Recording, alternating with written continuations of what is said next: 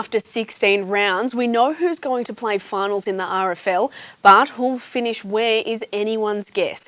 I'm Lauren Markham, and thanks for joining us for another edition of AFL Riverina TV. Only 4 points separates first and fifth, and right in the middle are Collingullie-Glenfield Park. We caught up with Demons co-coach Brett Lenon at the Crossroads Oval. Yeah, well, obviously head to Gammain next week, and it doesn't matter what time of year you play Gammain or what results of ladder results. You know, they're just tough. They're a tough club, and especially out there, their crowd will get behind them, and they'll really jam it into us. So, which is good. It's going to prepare us for what's coming later. So we're looking forward to the challenge, of course. Yeah. Great result against Griffith for you today. You probably thought it was a bit up and down at different stages. That's almost the tail of your season as well, isn't it? That can be a little bit patchy. Yeah, that's right. I mean, looking at the scoreboard, you would think that we were pretty good, and we were in passages, but there were lapses during the game where we were a bit undisciplined and went away from the things that worked. But we're not too phased about that. We'll get to train and we'll work on them things, and we'll move forward. Have you got an idea of what the big areas you want to work on heading into finals? Probably just continue to take risks, mate. We're an exciting team when we're up and running and taking risks. You know, that's the main thing for us, and continue to stay positive. You know, it's a team game, and we're becoming closer as the season progresses. Have you got any thoughts on who the sort of toughest opposition have been you've seen all year, or who you think will be the flag favourites, I guess, heading into the finals? Yeah, well, probably Mangapla, obviously. They appear to be back on track. You know, they had a bit of a mid-season slump there, and same again. You know, they had injuries to key players, so I think they're still the yardstick, and obviously Coolman seemed to be running into a bit of a form too, and playing a bit better brand of footy. So I think it's going to be a really good final series. And Tigers got over you out here not that long ago as well. They look to have hit some form as well. Yeah, that's right. Very dangerous side. They're very similar to us. They're young side. They're exciting. They run. They take risks. So yeah, they're obviously damaging as well on their day. Any blokes or anything in particular about your first year of coaching here that you've really enjoyed and the blokes you've been happy with? Yeah, another good young blokes. The young fellas are good. We've been lucky enough to blood another 6 or 7 fellas. You know, the Keithy twins and young Josh Gunning. So there's exciting times for the club coming forward. It's always exciting when young blokes are debuting. You know, young Timmy Banks was another one he played today. So yeah, that's probably the most exciting part for me.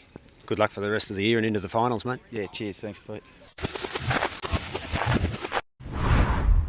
Brett Lenon there, and Shane Buchanan from AFL Riverina joins me now. Shane, as we take a look at the full round on screen there, Ganmain's finals hopes were dashed when they were beaten by Wagga Tigers last week. We know Brett Lenon's expecting them to be up for their last game of the season. Do you think this is a danger game for Gully, or are they peaking at the right time? Oh, it's a danger game. There's no doubt about that. I mean, Gammain can't play finals, but I suppose that there is something to play for. Jaden Kotzer won't be at the club next year. Obviously, looking for a new coach. So, look, the club would want to finish fairly strongly to make sure that any future coaches coming along to say, well, you know, there's a team and there's something there to work for as well. The rivalry between these two clubs is pretty big as well. I mean, Shane Leonard's probably developed that over when coaching Collingullie in the previous years as well. And look, both play a similar type of game. It'll be physical, it'll be hard, and it'll be aggressive sort of thing. But I think Gully, you know, they've got too much to play for in this particular one. It won't be easy, there's no doubt about that. But I just think Gully, if they're going to step up and have a major say, they need to beat a team like Gammain, but it won't be easy. Well, it was Tigers who ended Ganmain's finals hopes, and they are the form team at the moment. Would you be prepared to rate them as flag favourites right now? Yeah, well, look, the competition's that even. I suppose you mightn't be that bold to say that they're the favourites. I mean, them and Mangapla are probably up there at the moment as the form teams. There's no doubt about that. So, look, The Tigers, I mean, they love Robertson Oval. In the back end of the season, they've got a lot of home games, or they've had a lot of home games.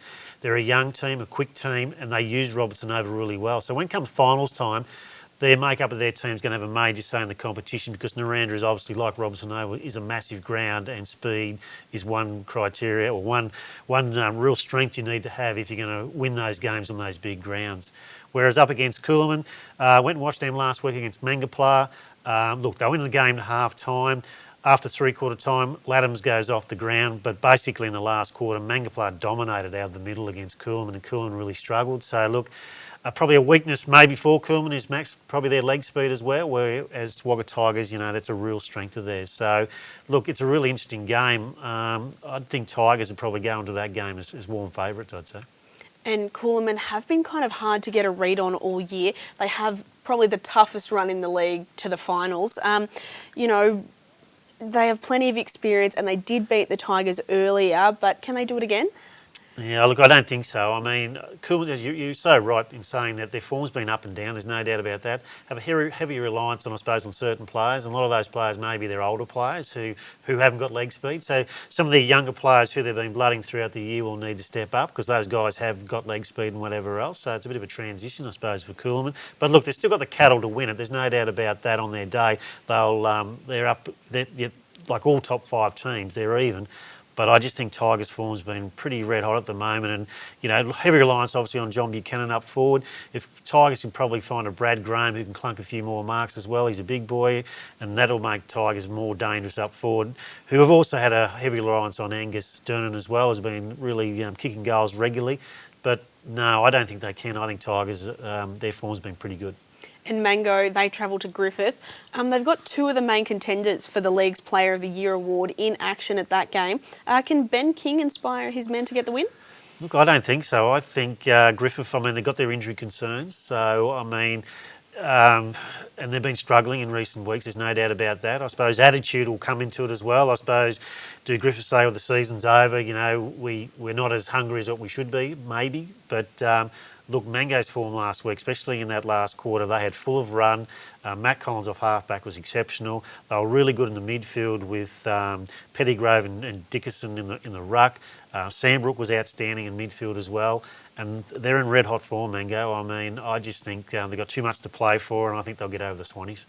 And Turvey Park, it's their last home game of the year, and it's against the Crows. What do Leeton need to get out of this game after losing their last 3 before the bye? Yeah, they've had the bye, so they've had the injury concerns. It'll be interesting to see where Irwin sits with. He's had a bad ankle injury, so he's very important for their team.